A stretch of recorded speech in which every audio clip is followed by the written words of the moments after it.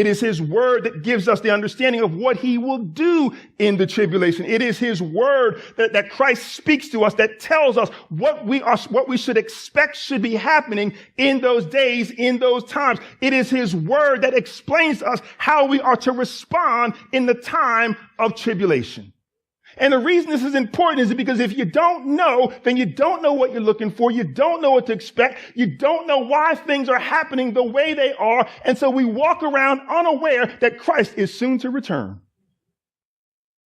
So Christ says, I'm warning you, I'm telling you, I'm sharing with you so that when this stuff happens, when it starts to happen, he told us last week, he began to explain his answer after the disciples asked him. They said, you're telling us that all these big stones of this building that we think is going to last forever, you're telling us that each stone is going to fall down. And he says to them, see to it, as he begins his answer back in verse number 5, it's your responsibility, see to it that no one leads you astray. And the technical deep answer or reason for why Christ gave them this warning is because he had to. You don't warn against something that's not going to happen.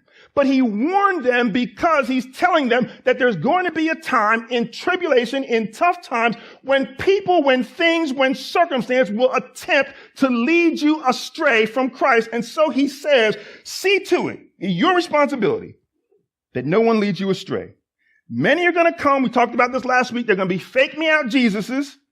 See to it that no one leads you astray. Many are going to come in my name saying, I'm he, and they will lead many astray. And then there's going to be terrible declining headlines, tougher and tougher. Every time you wake up in the morning and look at the headlines, that day will be worse than the day before. When you hear of wars and rumors of wars, he says, don't be alarmed. This must take place. But the end is not yet, for nation will rise. You can count on it. Will rise against nation, kingdom against kingdom. There's going to be earthquakes, so natural disasters will occur in all kinds of places. There's going to be famines, but this is just the beginning. Be on your guard, because people will betray people. Kids are going to sell out their parents. Fathers are going to turn on their children. He says these things are going to happen, right? He says, but when they happen, you be ready, because if you endure, the ones who endure, now notice I said it wrong just right there. Notice what he says. He doesn't say the ones, he says the one.